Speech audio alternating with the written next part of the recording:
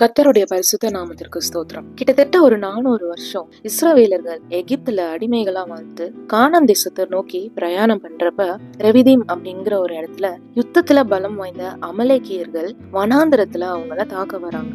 யுத்தம்னா என்னன்னே அப்ப தெரியாத இஸ்ரவேலர்களை வாலிபனான யோசுவா தலைமை தாங்கி சண்டையிடுறாங்க. மலைக்கு மேல மோசே அவரோட கோலை எப்பெல்லாம் உயர்த்தினாரோ அப்பெல்லாம் இஸ்ரவேல் வீரர்கள் மேற்கொண்டாங்களாம். எப்பெல்லாம் கீழே இறக்குறாரோ அப்பெல்லாம் அவங்க தோத்து போறாங்க. மோசேயோடைய கரங்கள் டயர்ட் ஆகுறப்போ ஆரோனும் ஊரும் அவருடைய கைகளை உயர்த்தி ரொம்பவே வித்தியாசமான ஒரு முறையில அந்த போர்ல இஸ்ரவேலர்கள் ஜெயிக்கிறாங்க. அப்போ மோசே ஒரு பலிபீடத்தை கட்டி அதுக்கு யெகோவா நிசின்னு பேரிடுறாரு. இந்த நிசி அப்படிங்கிற இந்த வார்த்தை நெஸ் அப்படிங்கிற எபிரேய சொல்லில இருந்து வந்துச்சு. உயர்த்தி வைக்கப்படுகிற ஒரு அடையாளத்தையோ ஒரு கொடியையோ குறிக்குது. பொதுவா நம்ம பேனர் அப்படின்னாலே தூரத்துல இருந்து யார் பார்த்தாலும் ஈஸியா அடையாளம் காட்டிட முடியும். ராணுவ வீரர்களை ஒரு கொடி தான் வழி நடத்தும். அவங்க ஜெயிச்சதுக்கு அப்புறம் அந்த கொடி ஜெயத்தின் அடையாளமாகவும் இருக்கும்.